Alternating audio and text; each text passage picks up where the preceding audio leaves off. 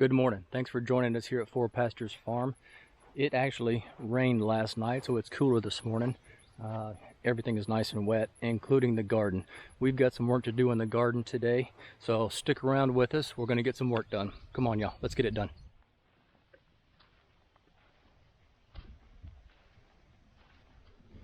So what we've got is a modified Florida weave.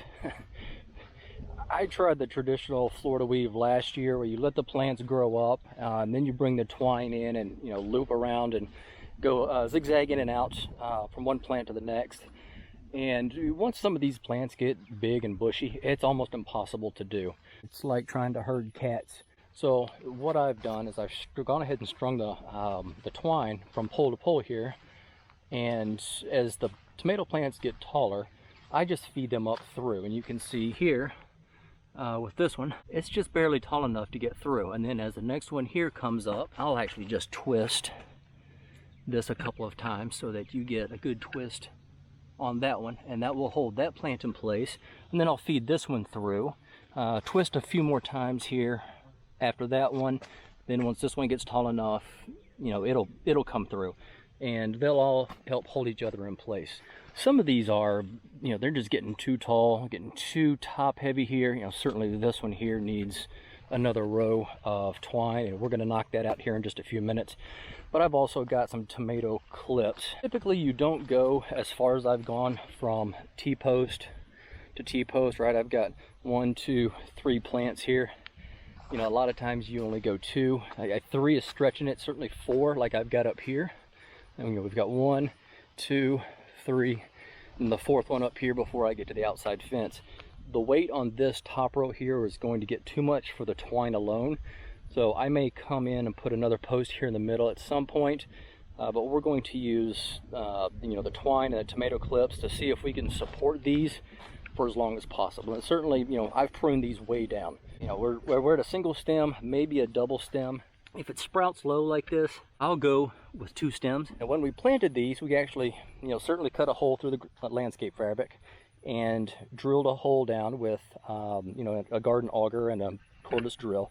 And then we put fertilizer in the bottom of the hole, about 1 inch of soil before we put the plant down in. Look here, y'all.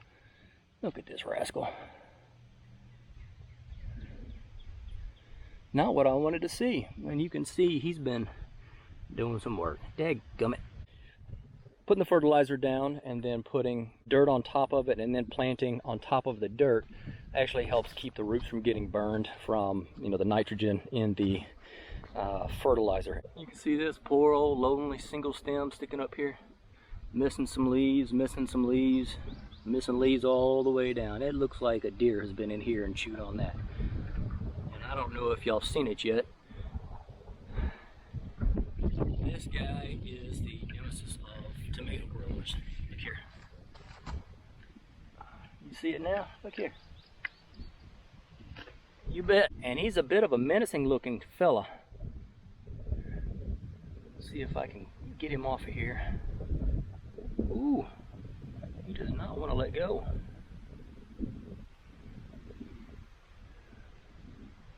Let go. Let go. Golly, Bill. Big and fat. Oh, and he's making a mess on my hand.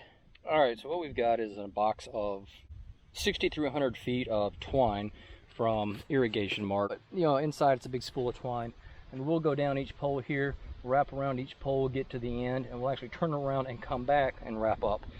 So that gives us 1 strand all the way down on one side, and then 1 strand all the way back up on the other. And then, as I mentioned earlier, as these tomatoes get taller, we'll actually just flip the twine over and over and over and feed the tomato plants up through it to hold it. So here we go, y'all.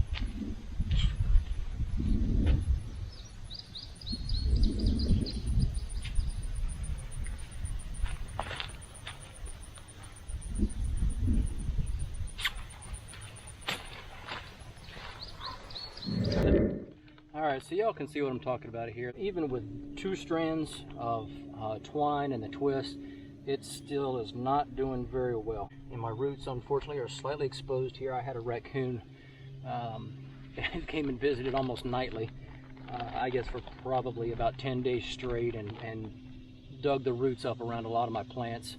I suspect he was smelling that fertilizer.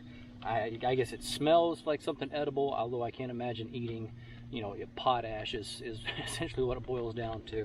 So I don't know. He finally stopped coming around, but my plants, some of them have weakened roots, although, you know, looking at them, they seem to be doing quite well. But here are the clips that I was talking about, tomato clips. They just clip up like that, and so you put it around the stem and then loop it through the twine, and it'll help hold it in place, and then to undo it is just a little clip there, just a snap ring.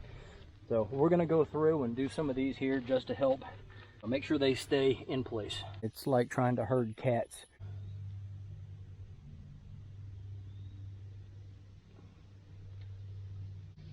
This piece here pinched on the twine. The tomato still has plenty of room to move, and it has room to grow, so it's not going to put any stress on the plant, and will help actually hold it upright in place. So we're going to go through here and knock the rest of these out. Stay with us. Let's get some work done. First of all, what went through my mind is how stupid am I to actually volunteer for this.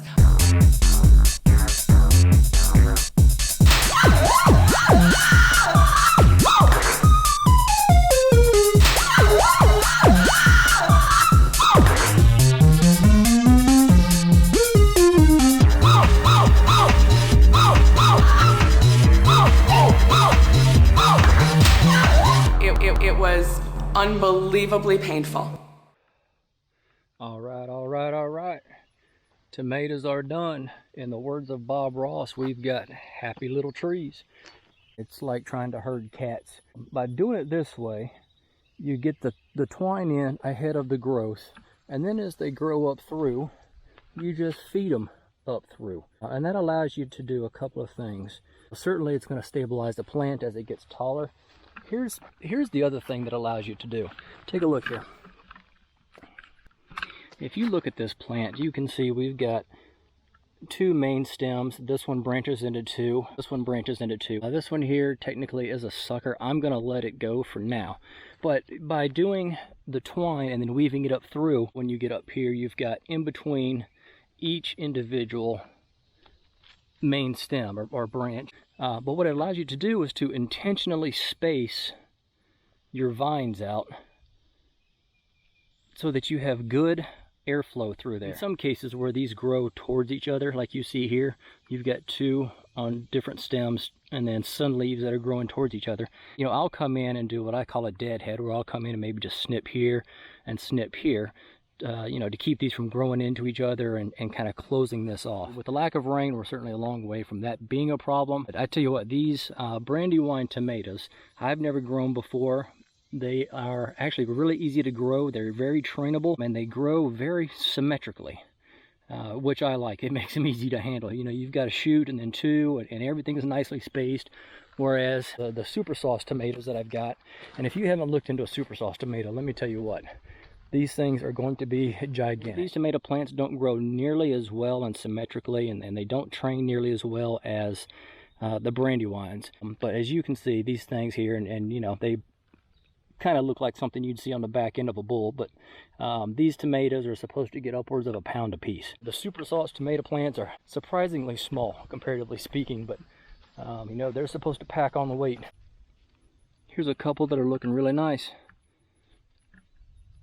If all of these on here were actually to produce a fruit, I don't know that this branch would support it. The whole thing would probably break off. So I'm going to have to keep a close eye on these. If these things really start cranking out the maters, we're going to have to maybe do some tomato cages or do some individual stakes for these. I will say these tomato clips help. These actually are designed for strings that run vertically parallel to your plant, and then you just go in and clip. Having a horizontal twine with a vertical plant, it is a little awkward to get it pinched in and then also catch your stem. It's like trying to herd cats. But it can be done. So luckily I didn't have to use too many. For the most part, the twine is holding everything up quite well. So tomatoes are done, at least for another week with all this rain. I'm sure they're really going to crank up the suckers and probably the fruit production too.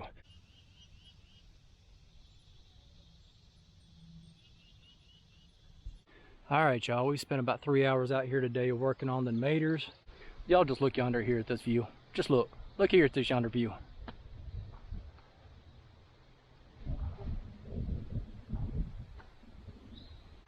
All right, y'all, some of these maters are getting close. I think with the rain and the sun, they're gonna start popping. We're looking to sell some stuff this year, hopefully get a little bit of return on investment for some of the time and energy and material expenses that we put into this garden. So all you local folks, friends, family, we're gonna have stuff for you. We're gonna have it for you. Get your pocketbooks out. Cash, card, check, firstborn, whatever. Get ready, it's coming. Appreciate y'all joining us today. Don't forget to click the like, subscribe, and share buttons. You'll see the little yellow icon pop up down here in the corner. You can click on that little yellow icon. It'll take you to the page. Hit that subscribe button. We'd love to have you, your friends, your family, and everybody else along for the journey. Thank y'all for joining us. See you later.